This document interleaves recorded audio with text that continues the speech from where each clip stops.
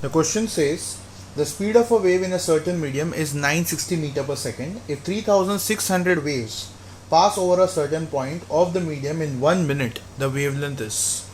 Now the velocity over here is given as 960 meter per second, and if you understand, the frequency over here is given as 3600 per minute, which is 60 seconds. That means 10 gets cancelled, we get 60 hertz as the frequency. Okay, so we know V is equal to n lambda and we want to find the wavelength. So lambda hoga V by n. So velocity 960, frequency 60, 0 gets cancelled. This will be 6 ones and 6 sixes. So 16 meter is going to be our final answer. The question says, if the frequency of a wave is 360 per second, the distance between the nearest compression and rarefaction is 1 meter, then the velocity of wave is. So here the frequency is given as 360 per second and the distance between nearest compression and rarefaction is given. Now we know the distance between two nearest compressions or the two rarefactions is called as lambda, correct? But the distance between one compression and one rarefaction will be half that of lambda, that is lambda by 2. So as per the data, lambda by 2 is 1 meter and that means lambda is going to be 2 meter. Now we know velocity is equal to n lambda. So n is 360, lambda is 2. That gives us the velocity as 720 meter per second, and that is going to be our final answer. The question says, in a medium, sound travels 2 km in 3 seconds and in air it travels 3 km in 10 seconds. The ratio of the wavelengths of sound in the two medium is. Now we know for change in medium, यानी medium जब भी change होता है, the frequency remains constant. Yes, the frequency remains constant. Now in this scenario, can I say, if I use V is equal to n lambda, we can say V1 by V2 is equal to lambda 1 by lambda 2 since n is constant.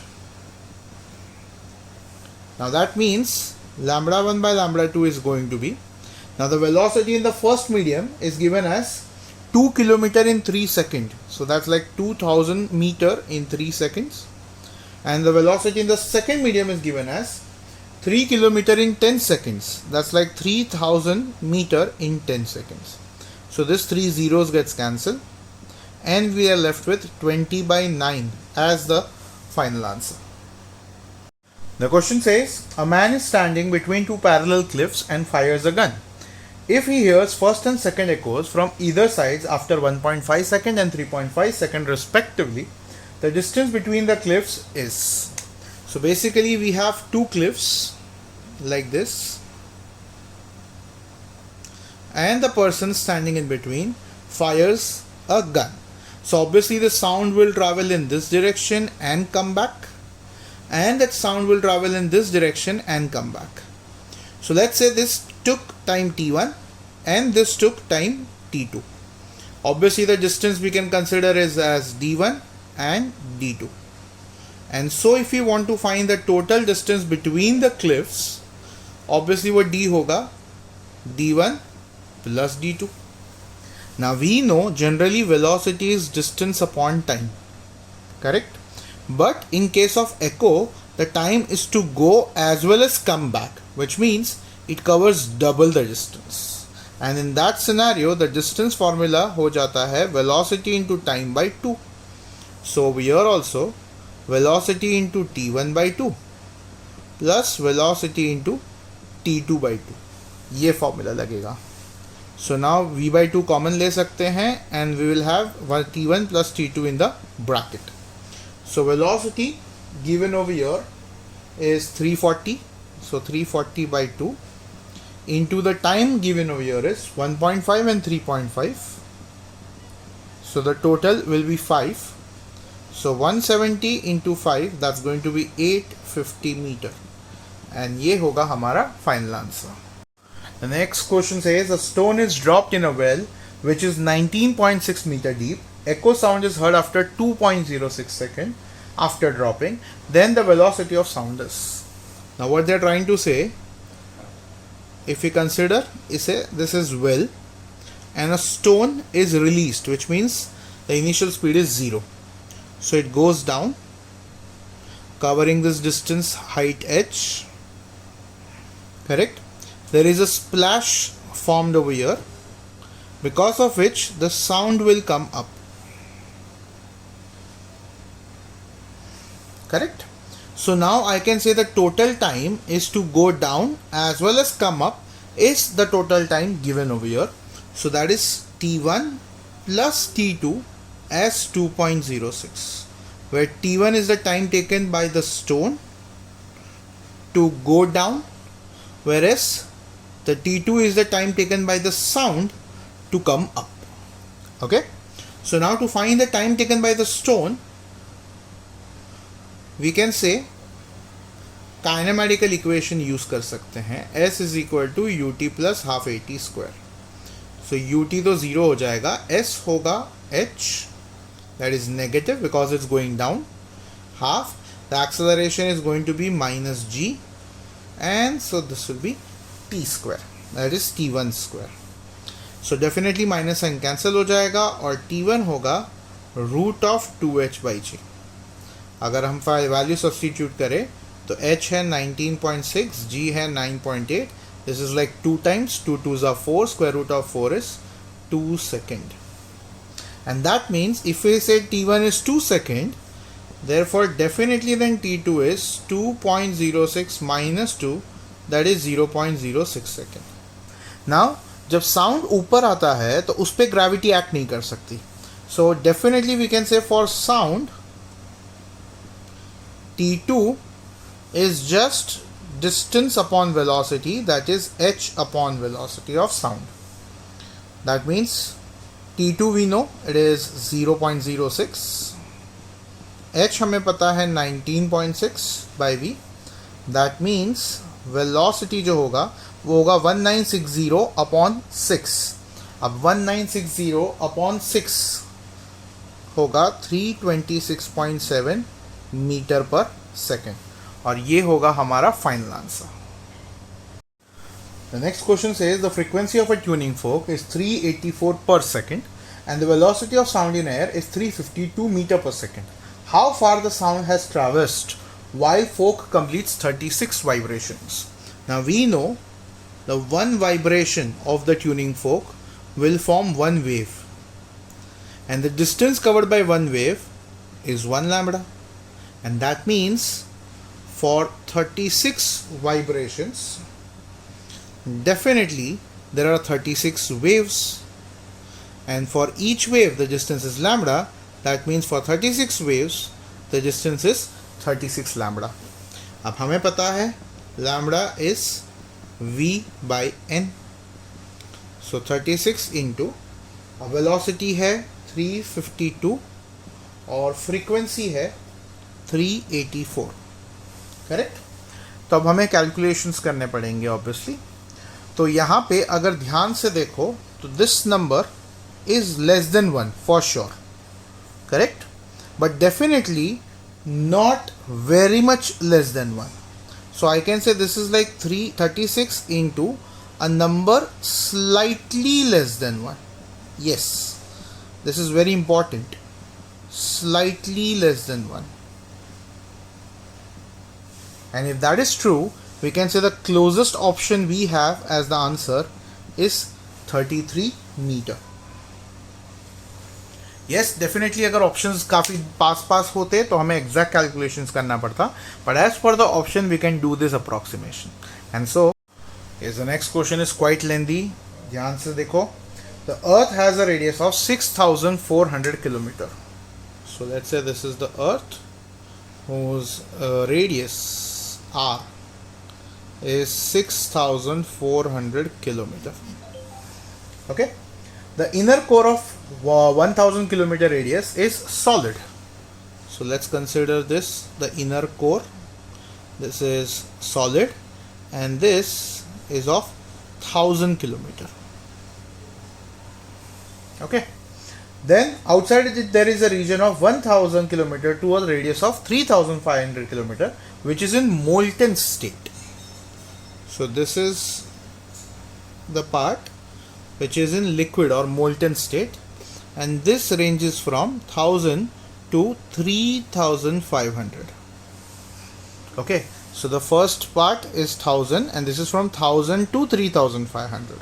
Okay, then again from 3500 to 6400 kilometer the earth is solid. So the further or the remaining part is solid, which goes up to 6400. So let's consider this as R1, this as R2, this as R3. Okay, so now that means हमारे पास 1000 kilometre तक solid structure है, फिर 1000 से 3500 तक liquid structure है, and then 3500 से 6400 again solid structure. आगे क्वेश्चन कहता है the only longitudinal waves can travel inside a liquid. Assume that the P wave has a speed of 8 kilometre per second in solid parts. So speed in solid is 8 kilometre per second and 5 kilometer per second in liquid part. So speed in liquid is 5 kilometer per second. An earthquake occurs at some point close to the surface of the earth, the time after which it will be recorded in a seismometer at a diametrically opposite point on the earth if wave travels along the diameter. Yes, अगर यहाँ पे earthquake हुआ है और इस diametrically opposite end पे seismometer रखा गया है and the wave is traveling along the diameter, then obviously I can say traveling all the three parts, solid, liquid and solid, 2 times. So can I say the total time is going to be 2 times the time taken to cover the solid, then liquid, then again solid. Correct? Now that means 2 times. अब हमें ये तो पता है velocity होता है distance upon time, तो time होगा डिस्टेंस अपॉन वेलोसिटी. तो पहला जो डिस्टेंस होगा वो मेरे लिए होगा r1 और सॉलिड होने की वजह से स्पीड होगा vs. जबकि दूसरा डिस्टेंस होगा वो होगा r2 माइनस r1, बिकॉज ये वाला पार्ट ऑफ द डिस्टेंस ही काउंट होगा. Correct? So r2 minus r1, and because it is in liquid form I will have plus vl, then plus T3 के लिए this will be R3 minus R2 because this is the distance we want to talk about, right? So R3 minus R2, and again it's a solid, so speed will be Vs. तो अब चलो substitute करते हैं. So 2 times 1000 by 8 plus 3500 minus 1000 by 5 plus 6400 minus 3500 upon 8 again. Correct? That means 2 times. This will be 1000 by 8 plus 2500 by 5 plus this will be 2900 by 8. अब obviously calculation कर लेते हैं इसका. तो ये अगर मैंने यहाँ पे 2 अंदर मल्टीप्लाई कर दिया तो ये हो जाएगा 1000 by 4, ये हो जाएगा 5000 by 5 और ये हो जाएगा 2900 by 4 अगेन. करेक्ट? अब ये तो 1000 है, no doubt about that. Now 2900 plus 1000 that gives you 3900, right? So 3900 by 4 plus 1000 should make it like 4000 plus 3900, that's like 7900 by 4. अब अगर इसे कैलकुलेट करें तो दिस विल बी लाइक 4 1 ज़ा 4, 39 बचेगा, 4 9 ज़ा 36, 30 बचेगा, 4 9 ज़ा 36 अगेन, देन 36, एक सेकेंड, 4 1 ज़ा 4, 39 बचा तो 4 9 ज़ा 36, 30 बचा, 4 7 ज़ा 28, माई बैड. यस, एंड 20 बचा तो 4 5 ज़ा 20. अब यहाँ पे ये सेकेंड में है, एंड अगर आप चेक करोगे तो ऑप्शंस में हर एक ऑप्शन में 30, 31, 32, 33 मिनट्स और 55 सेकेंड्स हैं. तो हर एक में अगर 55 सेकेंड है तो क्यों ना मैं पहले ही 55 सेकेंड इसमें से माइनस कर लूँ. And if I do that I get value as 1920 second. Now definitely 1920 second को मिनट में कन्वर्ट करने के लिए डिवाइड बाई 60 करना पड़ेगा. 0 कैंसिल होगा, 6 3 18 होगा और 2 6 2 12 होगा. यानी हमारा जो फाइनल आंसर होगा वो होगा 32 minute 55 second. Yes, and this will be our final answer. The next question says speed of sound in mercury at a certain temperature is 1450 meter per second. Given the density of mercury as 13.6 into 10 raised to 3 kg per meter cube, the bulk modulus for mercury is. Now हमें बहुत अच्छे से पता है that the velocity is given as root of k by rho. यहाँ पे k है bulk modulus और rho है density. इसका मतलब k जो होगा वो होगा v square into rho. So if we substitute the values, v है 1450 तो उसका स्क्वायर होगा और जो डेंसिटी है वो है 13.6 इंटू 10 रेज टू 3 kg पर मीटर क्यूब. अब इसका कैलकुलेशन कैसे करना है इसे ध्यान से देखो. हर एक ऑप्शन अगर आप चेक करोगे इट हैज़ 10 रेज टू 10, यानी हमें पावर ऑफ 10 तो 10 चाहिए. तो क्यों ना हम इसे शिफ्ट कर दें 1 2 3. तो ये हो जाएगा 1.45 का स्क्वायर इंटू 10 रेज टू 3 जिसका स्क्वायर होगा 10 रेज टू 6 और 10 रेज टू 3 ऑलरेडी होने की वजह से ये बन जाएगा 10 रेज टू 9. तो अगर जिसे 10 रेज टू 10 बनाना है तो इसे भी एक इधर शिफ्ट कर दो, यानी ये बन जाएगा 1.36 एंड बचा हुआ 10 रेज टू 10. यानी हमें सिर्फ अब बचे हुए नंबर्स को स्क्वायर और मल्टीप्लाई करना है. ठीक है, अब इसे स्क्वायर और मल्टीप्लाई करना एक्चुअली में काफ़ी ईजी है. अगर 145 का स्क्वायर चाहते हो, please remember this is just वैदिक मैथ्स एप्लीकेबल ओनली जब लास्ट डिजिट 5 हो और हम उस नंबर का स्क्वायर फाइंड कर रहे हो. ठीक है, द रूल इज 5 का स्क्वायर हम 25 लिखेंगे और बचे हुए 14 यानी जो 5 के पहले जो भी नंबर होगा 14 उसे हम अगले यानी 14 का अगला नंबर होगा 15 उससे मल्टीप्लाई करेंगे. Okay, yes, so 14 10s are 140 and 14 5s are 70. तो 140 प्लस 70 कितना होगा? Yes, it will be 210. यानी ये नंबर हो जाएगा 145 का स्क्वायर हो जाएगा 21025. यस गाइस, है ना काफ़ी आसान. तो यहाँ पे अगर डेसिमल 2 के पहले है तो यहाँ 4 के पहले होगा. दैट मीन्स ये होगा 2.1025 इंटू 1.36 इंटू 10 रेज टू 10. अब तुम्हें ये पूरे नंबर की एक्चुअली में ज़रूरत ही नहीं है. तुम देख सकते हो 0 है उसके बाद नंबर लेस देन 5 है, तो हम पूरा इस पार्ट को निकाल सकते हैं और इसे 2.1 एज्यूम कर सकते हैं. Now I am sure 1.36 into 2.1 should not be a difficult task for you because will be 6 3 1 cancel, this will be 12, this will be 7, this will be 2, so that will be 6 5 8 2. Decimal 2 और 1 3 यानी approximately 2.86 into 10 raised to 10 हमारा final answer होगा. सो यहाँ पे the calculation was the catch, otherwise it's just formula substitution. The next sum says find the ratio of the speed of sound in nitrogen gas to that of helium gas at 300 Kelvin. Gamma for diatomic and gamma for monoatomic is given in the question. Now we know velocity can be given as root of gamma RT by m. Now R is a universal gas constant and T is temperature which is given same for both the gases. यानी gamma और m change होगा और उसके हिसाब से velocity change होगा. Correct. सो हम बोल सकते हैं V in case of nitrogen upon V in case of helium is nothing but root of gamma for nitrogen upon gamma for helium into molecular mass of helium upon molecular mass of nitrogen. ठीक है, सो अब हम substitute करेंगे. Gamma nitrogen, nitrogen is a diatomic gas and diatomic gas का gamma होता है 7/5. Helium is a monoatomic gas और monoatomic gas का गैमा का वैल्यू होता है 5/3. अब हीलियम का molecular weight is 4 and nitrogen का molecular weight is 28. Correct. So now 7 4s are 28 direct cancel हो जाएगा. Now this becomes 3 in the numerator और 25 in the denominator जिसका स्क्वायर रूट होता है 5. यानी हमारा फाइनल आंसर जो होगा that is going to be √3/5. Next question says the temperature at which the speed of sound in air becomes double of its value at 0 degree Celsius, which means हमें पता है velocity जो है वो directly proportional to root t है. इसका मतलब v1 by v2 जो होगा वो होगा root of t1 by t2. अब हमें बोला है कि t1 जो है वो 0 डिग्री सेल्सियस है यानी 273 केल्विन.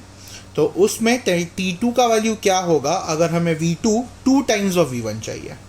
तो ये v1 अपॉन 2 टाइम्स v1 हो जाएगा एंड t1 की जगह पे 273 केल्विन आएगा और t2 हमें फाइंड करना होगा. तो डेफिनेटली v1 तो कैंसिल हो जाएगा. स्क्वायर करोगे तो ये 1/4 times then 2 is equal to 273 by t2 हो जाएगा. सो t2 will be multiplication. So 4 3s are 12, 4 7s are 28 plus 1 29, 4 2s are 8 plus 2 is 10. So 1092 Kelvin is going to be our final answer. The question says, of the following gases, velocity of sound at 30 degrees Celsius will be least through assuming gamma for all gases to be same. Now हमें पता है velocity is given as root of gamma r t by m.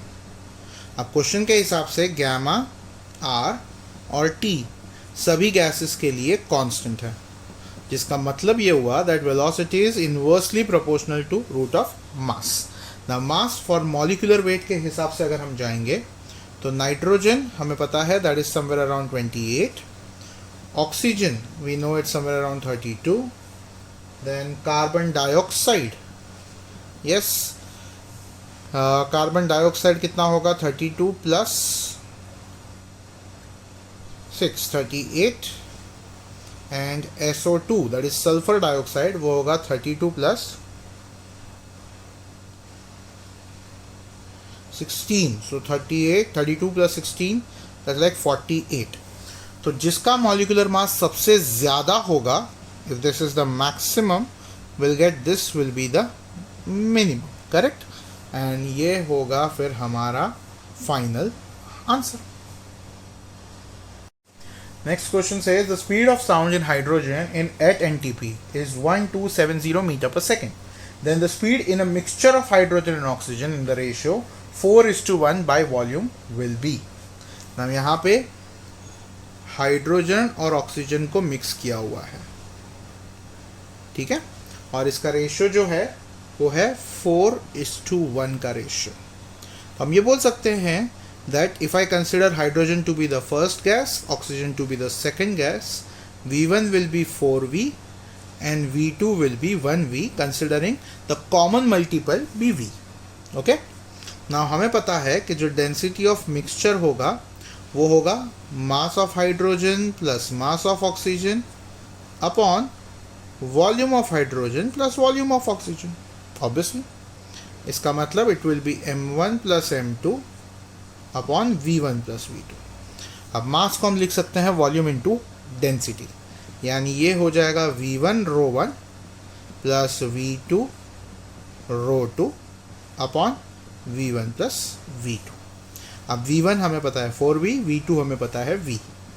So 4V row 1 plus V row 2 upon 4V plus V S 5V. Definitely ये v common cancel किया जा सकता है और हमारा इक्वेशन बन जाएगा 4 रो 1 प्लस रो 2 बाई 5. अब जनरली यहाँ पे रो 1 और रो 2 के बीच में रिलेशन दिया होना चाहिए, पर यहाँ पे कोई रिलेशन है नहीं, तो हमें रिलेशन बनाना पड़ेगा. अब डेंसिटी को जनरली हम डिफाइन कर सकते हैं एज मास पर यूनिट वॉल्यूम. तो अगर हम इसे मॉलिक्यूलर मास के साथ कंपेयर करें, yes we are just comparing it because it is not given in the question, ठीक है, तो हम बोल सकते हैं rho 1 by rho 2 is equivalent to molecular mass 1 upon molecular mass 2, जो हाइड्रोजन के केस में 2 और ऑक्सीजन के केस में 32 होता है, यानी 1/16, जिसका मतलब है रो 2 इज 16 टाइम्स रो 1, जिसे हम यहाँ पे सब्स्टिट्यूट कर सकते हैं. तो डेंसिटी ऑफ मिक्सचर बनेगा 4 rho 1 plus 16 rho 1 by 5. 4 plus 16 is 20, 20 by 5 is 4, so 4 times rho 1 is rho mix. अब हमें पता है that the velocity is inversely proportional to root of density, यानी V, velocity in mixture upon velocity in hydrogen, is root of density of hydrogen upon density of mixture. यानी रो one तो वैसे ही रहेगा, रो mix की जगह पे 4 रो वन पुट करोगे यानी 1/4 का स्क्वायर रूट यानी 1/2 हो जाएगा. इसका मतलब हुआ the velocity of sound in mixture is v1/2, जहाँ पे v1 दिया है 1270, तो उसका हाफ होगा 635 मीटर पर सेकेंड, और ये होगा हमारा final answer. The next question says the amplitude of a wave disturbance propagating along positive x-axis is given by y is equal to 1 by 1 plus x square at t is equal to 0 and y is equal to 1 by 1 plus x minus 2 the whole square at t is equal to 4 seconds. Where x and y are in meters, the shape of wave disturbance does not change with time. The velocity of the wave is. Yes, हमें y के दो equation दिए गए हैं. एक है 1/1 plus x square at t is equal to 0 second, and दूसरा है y is equal to 1/1 plus x minus 2 the whole square, and that is when the time is 4 second. अब हमें ये डेफिनेटली पता है, आई एम श्योर तुम्हें भी याद होगा, that y is the instantaneous position of the particle performing oscillation in a wave. So अगर हम चाहते हैं कि distance between the two consecutive particles which are in same state of oscillation find करना, तो उसकी y की वैल्यू सेम होनी चाहिए. तो अगर y की वैल्यू सेम होनी चाहिए तो ये इक्वेशन किसी तरह से इक्वेशन इक्वल हो पाना चाहिए. तो अगर मैं if I just assume to be y as 1, तो कैन आई से फॉर दिस इक्वेशन ये तभी पॉसिबल है ओनली व्हेन x की वैल्यू 0, क्योंकि जब ये 0 होगा तो 1 + 0 1 हो जाएगा और ये रेशियो भी 1 बैठ जाएगा. और वही सेम चीज़ इस इक्वेशन के लिए तभी पॉसिबल है जब x की वैल्यू 2 हो, ताकि 2 - 2 0 हो जाए और ये कैन स्क्वायर होके 0 का स्क्वायर 0 ही रहे और ये अगेन y का वैल्यू 1 हो जाए. यानी at x = 0 and at x = 2 we get the same position of the particle. और इसका मतलब ये हुआ इन दोनों के बीच के डिस्टेंस को हम बोल सकते हैं वेवलेंथ, यानी हम बोल सकते हैं लैम्बडा इज 2 - 0 2 मीटर. और इसके बीच में टाइम कितना लगा? 4 सेकंड. यानी हमारे लिए बहुत आसान है कहना that the velocity is lambda upon t, that is 2/4, that is 0.5 meter per second as our final answer. The next question says two sound waves traveling in the same medium are represented by y1 is equal to 0.02 sine 2 pi in the bracket 50t minus x by lambda, and y2 is equal to 0.02 sine 2 pi 52t minus x by 1.923. Arrive at the points simultaneously. Wavelength of first wave if all quantities are in SI units. Now just imagine if there are two waves traveling in the same direction. Okay? Having different wavelengths, but they arrive at the same point simultaneously. It means the distance covered and the time taken is same. अब distance covered और time taken same होने का मतलब we can say velocity is same or constant for both of them. यानी जो n into lambda है वो भी constant हो गया. तो मैं बोल सकता हूँ n1 lambda 1 is going to be equal to n2 lambda 2.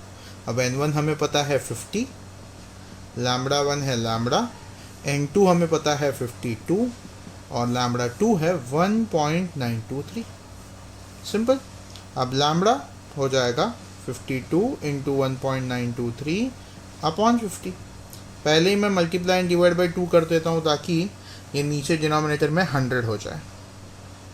Okay, सो ये हो जाएगा 2 3 = 6, 2 2 = 4, 2 9 ज़ा 18, 1 कैरी, 2 2 ज़ा 4 प्लस 1 5 इंटू 52 भी आ जाएगा। अब बस हमें मल्टीप्लाई करना है और डेसिमल शिफ्ट करना है, simple.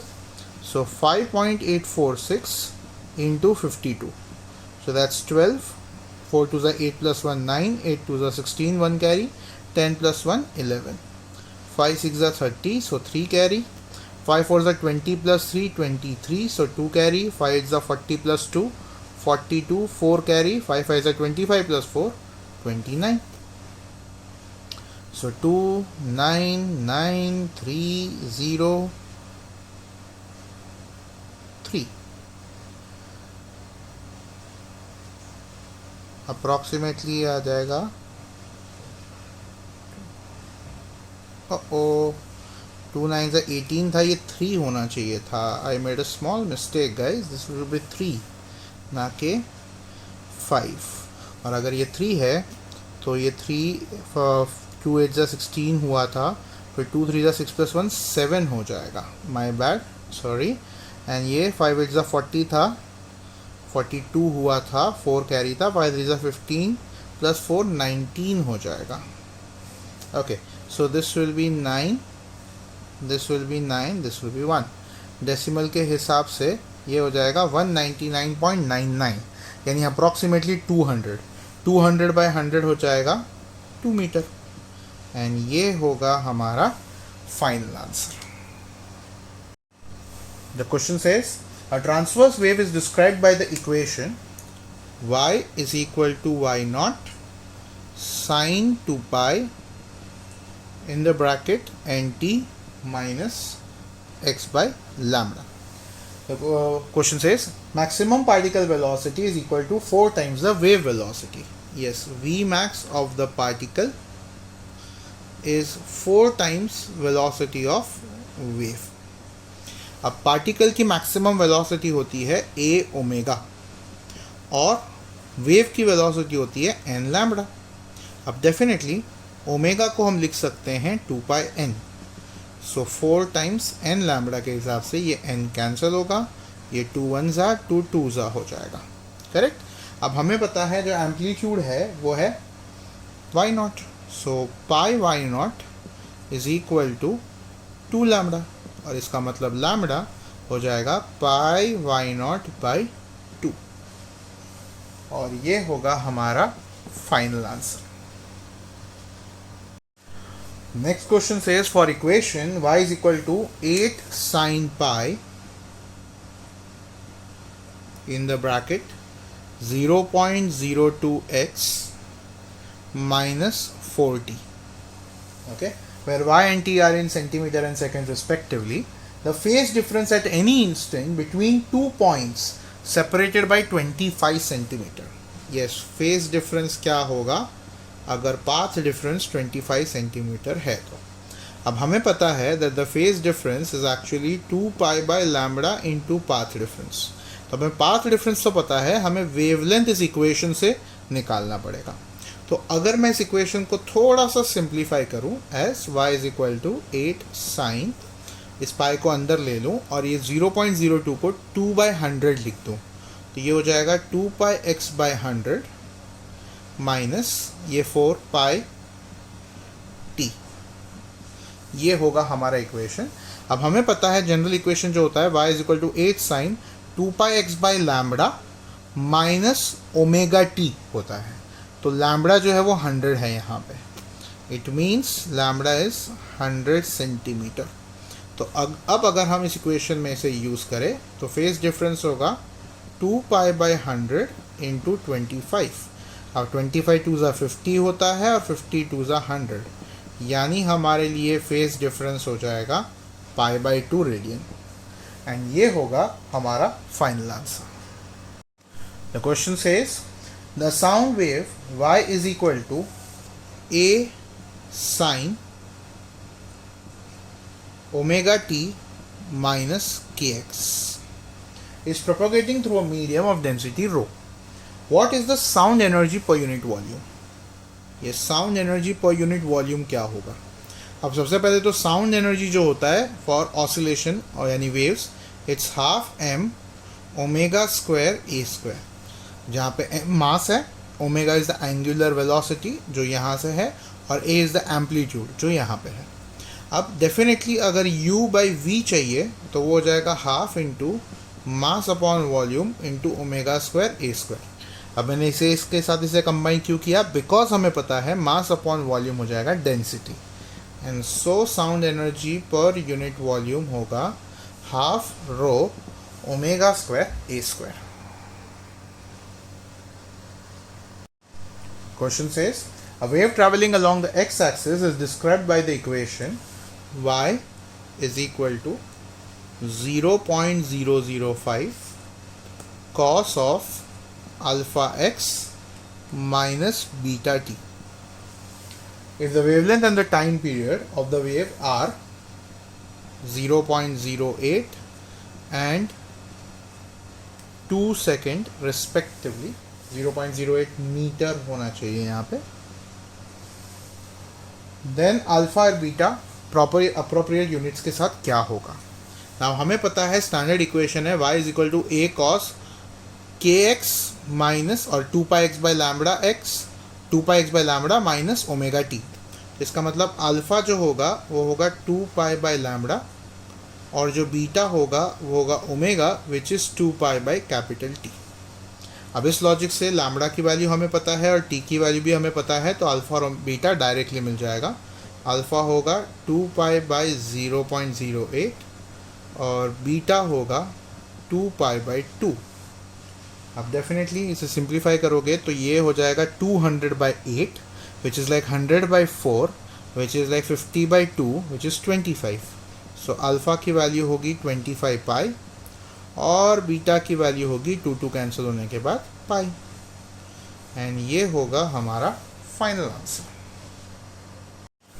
Question says the equation of wave is given by y is equal to 10 sine 2π t by 30 plus alpha.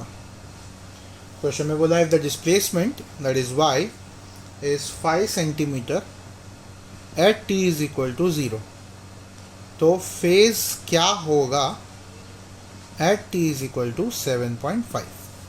तो सबसे तो पहले ये इक्वेशन यूज़ करना है। तो अगर इस इक्वेशन को यहाँ पे सब्स्टिट्यूट किया जाए तो y की value 5 is equal to 10 sine 2π 0/30 plus alpha हो जाएगा। अब ये पार्ट तो पूरा 0 है और ये 5/10 हाफ हो जाएगा, so half is equal to sine alpha होगा, जिसका मतलब अल्फ़ा इज़ 30 डिग्री और π/6 रेडियन हो जाएगा, correct. And therefore now the y value is 10 sine 2π t/30 plus π/6। अब इसमें इसी को हम बोलते हैं face.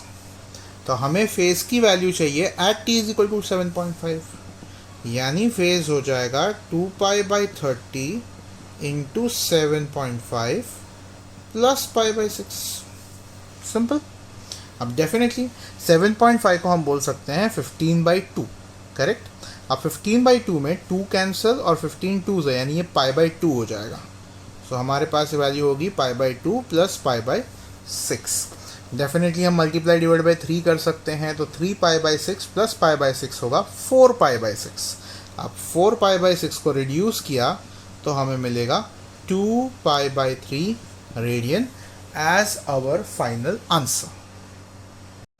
The question says the equation of a wave is represented by y is equal to 10⁻⁻4 sine of 100t minus x/10. Then the velocity of wave is given by, और velocity of wave होता है n lambda, correct. अब अगर इस equation को standard के साथ compare करें तो हम यहाँ पे बोल सकते हैं कि जो 2π/कैपिटल T होना चाहिए वो 100 है, जिससे हम बोल सकते हैं 2πn जो है वो 100 है, यानी n की वैल्यू है 50/π हर्ट्स, एंड जो 2π/लैम्बडा होना चाहिए वो 1/10 है, यानी लैम्बडा की वैल्यू है 20π मीटर ऑफ कोर्स। अब अगर हम इस वैल्यूज़ को सब्स्टिट्यूट करें तो ये होगा 50 by pi into 20 pi, pi gets cancel, 50 into 20 is 1000 metre per second as our final answer. The question says a plane progressive wave is shown in the adjoining phase diagram. So this is the diagram given to us. The wave equation of this wave, if its position is shown at t is equal to 0. Now ये t is equal to 0 पे position दिखाई गई है. So I can say for at t is equal to 0, the particle starts its oscillation from mean position. अब क्योंकि ये mean position है तो definitely हमारा equation होगा y is equal to a sin omega t, and since it is traveling in the positive x direction, ये x बोला है तो minus kx, ये हमारा स्टैंडर्ड इक्वेशन होगा for sure. Now from the diagram हम डेफिनेटली बोल सकते हैं कि a जो है वो 0.05 मीटर है. ओके, अब ओमेगा जो होता है वो होता है 2 पाई बाई टी और 2 पाई n, करेक्ट. और k जो होता है वो होता है 2 पाई बाई लैम्डा.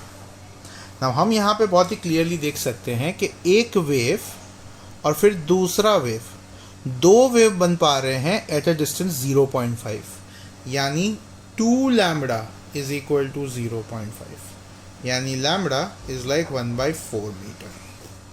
अगर लैम्डा 1/4 है, उसे अगर यहाँ पे सब्स्टिट्यूट करें तो k की वैल्यू 8 पाई हो जाएगी. ओके, ना हमें वेलोसिटी पता है, लैम्डा पता है, तो उससे हम फ्रीक्वेंसी पता कर सकते हैं. v is equal to n lambda, velocity is 300, n पता नहीं, लैम्डा एज 1/4, तो हमें n मिलेगा 1200, जिसका मतलब ओमेगा होगा जो 2 पाई n है एज 2400 पाई.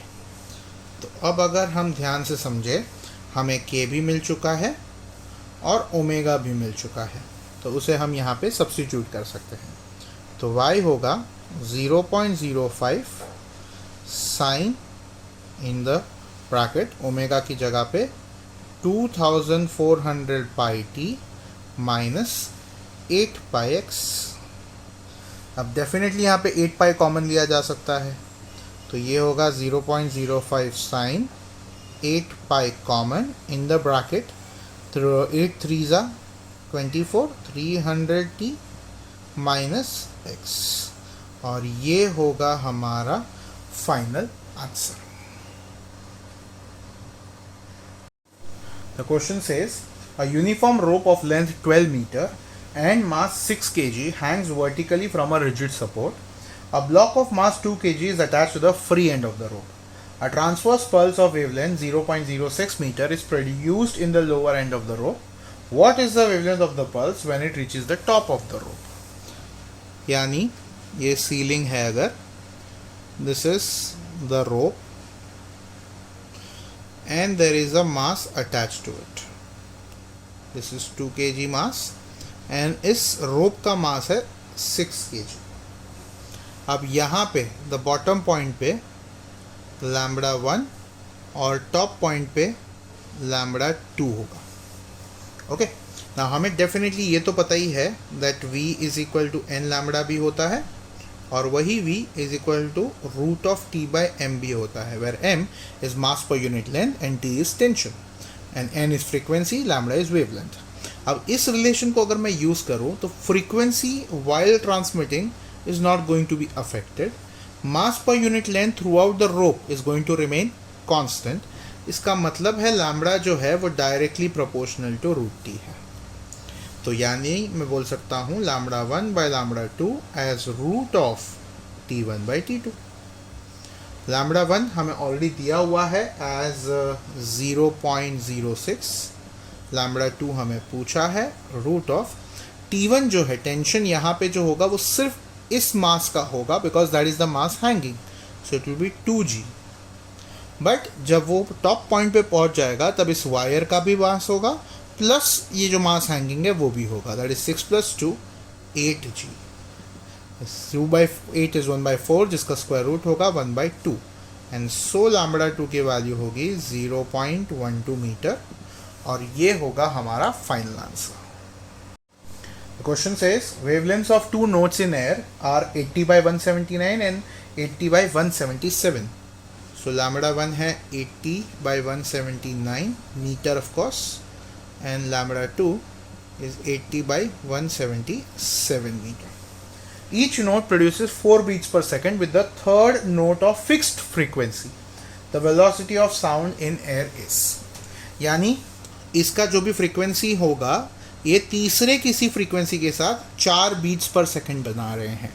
यानी ऐसा मैं बोल सकता हूँ कि इसकी फ्रीक्वेंसी होगी से n1, इसकी फ्रीक्वेंसी होगी से n2. अब यहाँ पे बहुत ही क्लियरली दिख रहा है कि lambda 1 is less than lambda 2 because इसका डिनोमिनेटर बड़ा है. तो n1 जो होगा वो n2 से बड़ा होगा. यानी जो थर्ड फ्रीक्वेंसी है n, इससे ये 4 बीट्स बड़ा है, 4 फ्रीक्वेंसी हर्ट्स बड़ा है. और n2 जो होगा वो 4 फ्रीक्वेंसी छोटा है.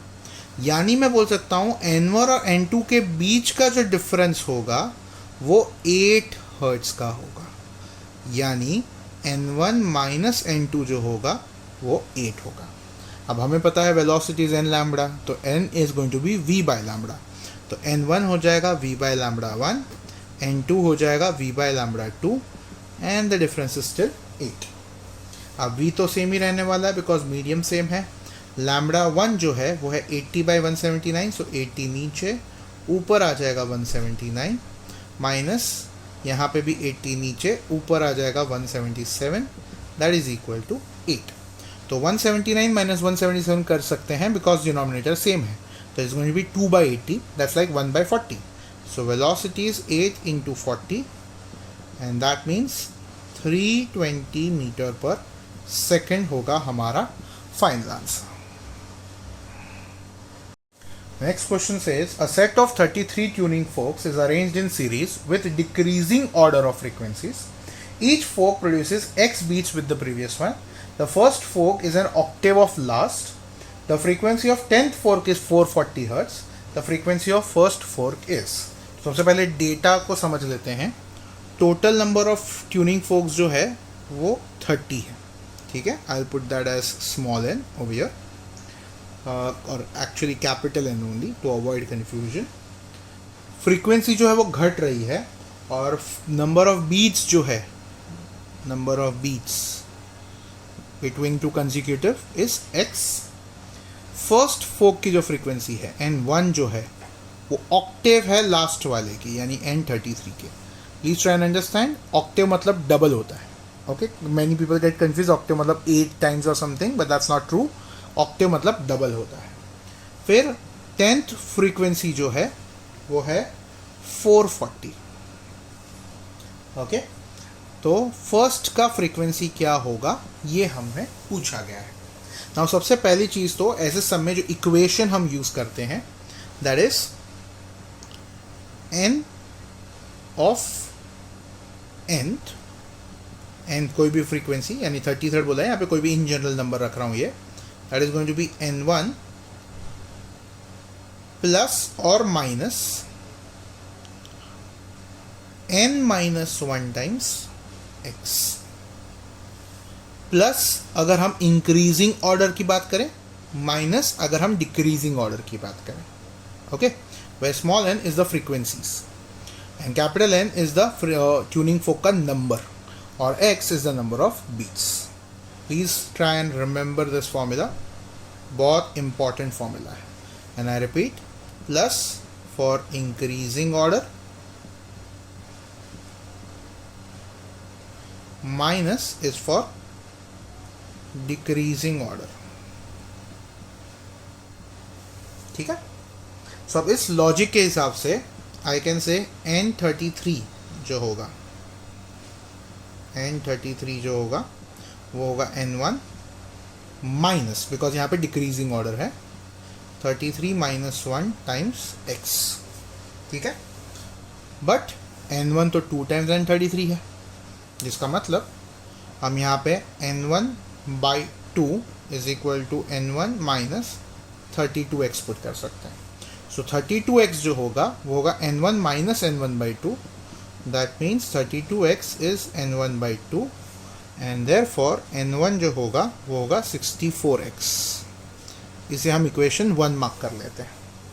नाउ n10 के लिए यूज़ करते हैं लॉजिक। सो n10 जो होगा वो होगा n1 माइनस 10 माइनस 1x। तो n10 की वैल्यू तो हमें पता है 440, n1 की वैल्यू पता है 64x, माइनस 10 माइनस 1 9x। तो 64 माइनस 9 कितना होगा? It will be 55, right. तो x की वैल्यू होगी 440 बाई 55, यानी 11 5 ज़ा 11, 40 ज़ा 5, 8 ज़ा, यानी x की वैल्यू है 8। अब अगर हम इस 8 को इक्वेशन 1 में पुट कर दे तो हमें n1 मिल जाएगा। So it will be 64 into 8, 4 8 ज़ा 32, 3 कैरी, 8 6 ज़ा 48 plus 3 51। So first tuning fork का फ्रीक्वेंसी होगा 512 हर्ट्स, एंड ये होगा हमारा final answer. The question says tuning fork F1 has a frequency of 256 Hz and it is observed to produce 6 beats per second with another tuning fork F2. So हम ये बोल सकते हैं कि जो F1 है वो 256 है। अब क्योंकि 6 बीट्स हैं तो वो +6 भी हो सकता है और -6 भी हो सकता है। तो F2 की दो वैल्यू पॉसिबल है, एक है 262 और F2 की वैल्यू हो सकती है 250। ठीक है। Further it says when F2 is loaded with wax it again produces 6 beats per second with F1। तो frequency of F2 before loading is, now please remember, loading जब भी किया तो हम बोल सकते हैं the frequency of tuning fork decreases, और अगर फाइलिंग किया तो frequency of tuning fork increases. तो यहाँ पे F2 को लोडिंग किया है तो इसकी फ्रीक्वेंसी कम होगी।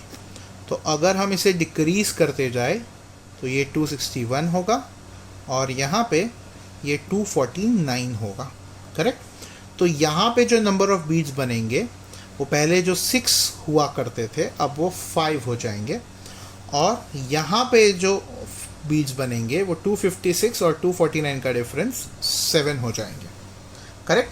अब ध्यान से इस चीज़ को समझो, हमें जो न्यू नंबर ऑफ बीट्स है वो फिर से 6 चाहिए।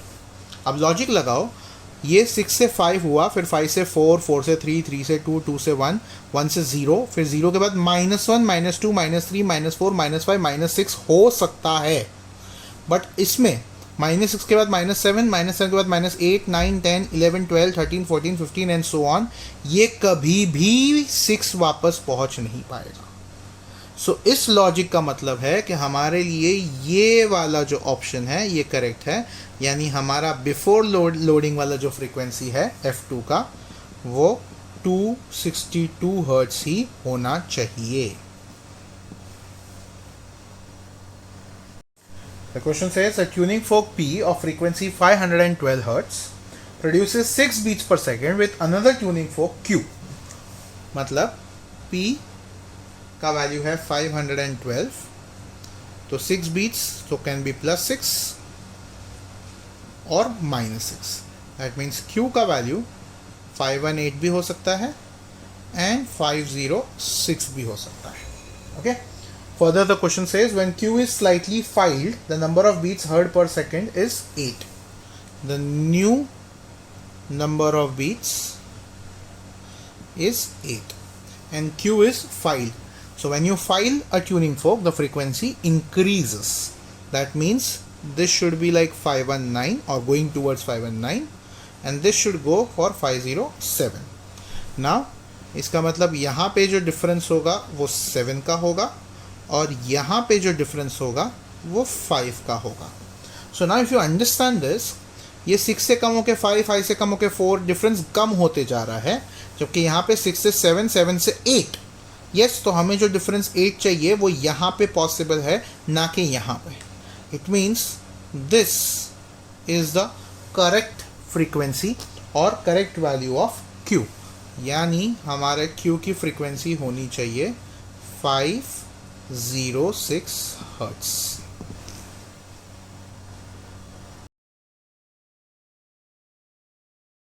The question says a bus is moving with a velocity of 5 meter per second towards a huge wall.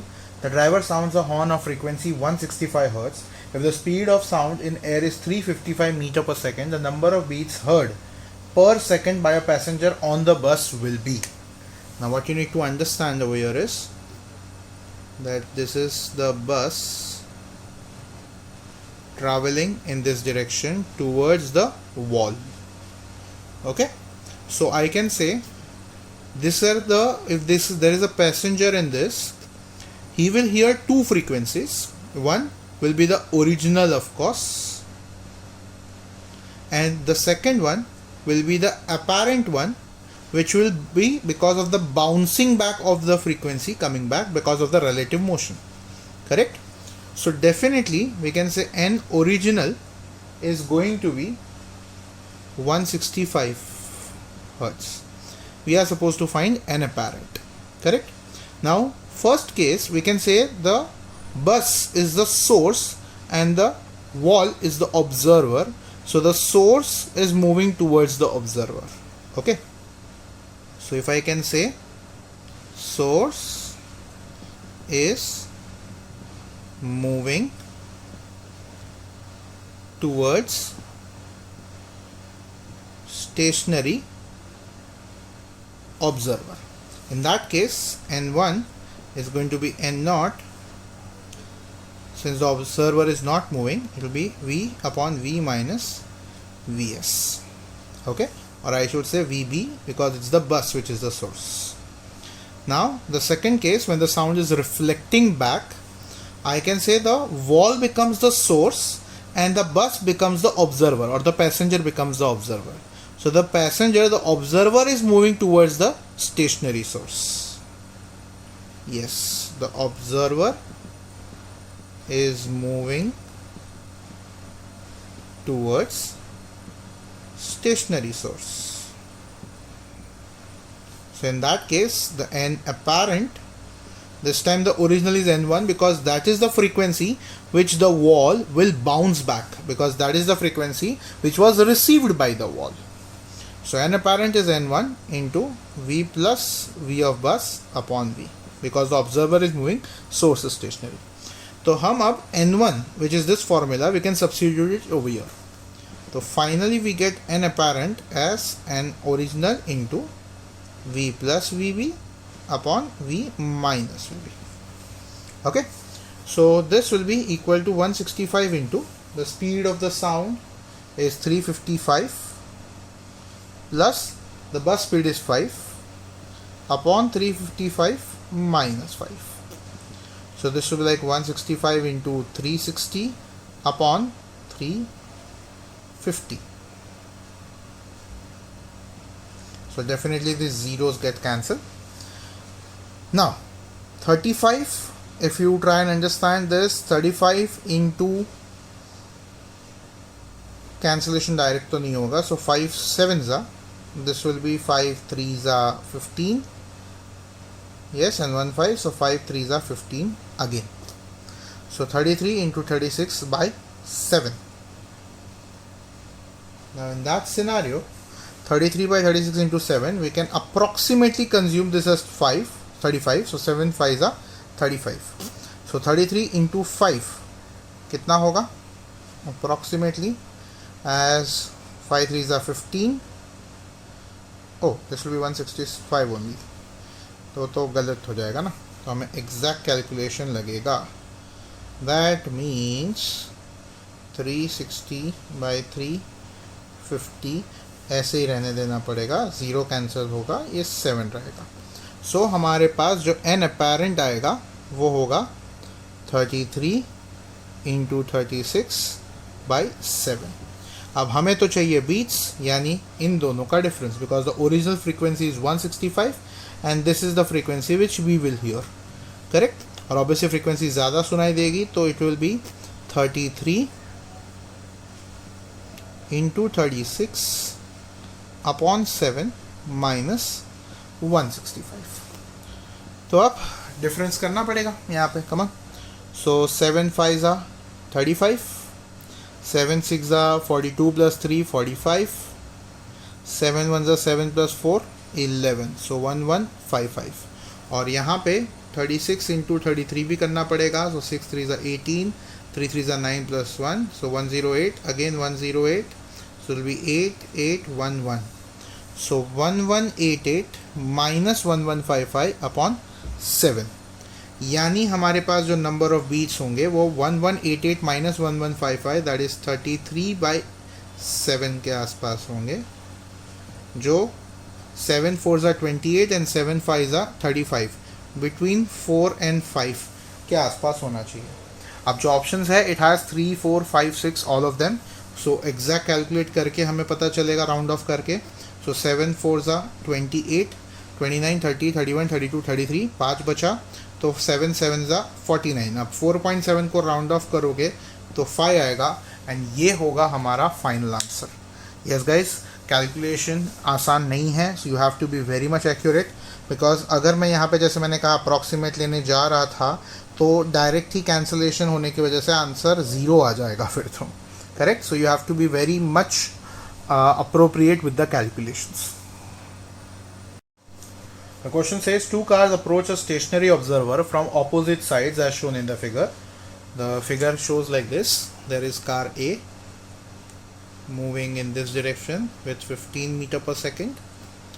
There is an observer which is not moving, so velocity is 0, and there is a car B which is moving against towards the observer with 30 meter per second. ठीक है. The observer hears no beats. If the frequency of the horn of the car B is 504 Hz, the frequency of the horn of the car A will be. Now, since in both the cases source is moving towards the stationary observer, and so we can say the n apparent is going to be n into v upon v minus v of source. ये formula हम लोग use करेंगे. But since no beats, therefore we can say the n apparent 1 और n apparent 2 दोनों equal है, जिसका सीधा सीधा मतलब हुआ n1 into v upon v minus v1 is equal to n2 into v upon v minus v2. Now with this logic definitely v तो cancel हो जाएगा, n1 हमें पता करना है, वेलोसिटी ऑफ साउंड हम अज्यूम कर सकते हैं as 330, so 330 minus 15 is equal to n2 is 504, this will be 330 minus 30. अब यहाँ पे आप अज्यूम कर रहे होगे कि 330 क्यों लिया, 320 भी ले सकते थे, 340 भी ले सकते थे. The simple reason over here is because the v is not given to us, we can assume it anything between 320 and 340. Here the subtraction of 30 will make this as 300, which is easy to calculate. That's the reason I'm assuming this as 330. Otherwise options के हिसाब से हम कुछ भी assume कर सकते हैं unless the question is not given with the velocity of sound. ठीक है, सो n1 अपॉन ये हो जाएगा 315 is equal to 504 upon 300. Correct, यानी n1 की वैल्यू होगी 504 अपॉन 300 इंटू 315. अब डेफिनेटली ये हो जाएगा 300, ये होगा 3 1s are 3, 20 बचा तो 3 6s are 18, 24 बचा तो 3 8s are 24. अब डेफिनेटली डेसिमल शिफ्ट करोगे तो ये 1.68 इंटू 315 आ जाएगा. अब 315 इंटू 1.68 मल्टीप्लाई करके देखते हैं. 5 8s are 40, 8 1s are 8 plus 4 12, 8 3s are 24 plus 1 25, 6 5s are 30, 3 carry, 6 1s are 6 plus 3 9, 6 3s are 18, 2 cancels, so this will be 5 1 and 3. So ये होगा 0, ये होगा 2, ये होगा 19, 1 carry, 8 plus 2 10 plus 1 11 plus 1 12, 1 carry, 3 plus 4 plus 1 5. So 529.2 Hertz. Yes, and that is our given option. Okay.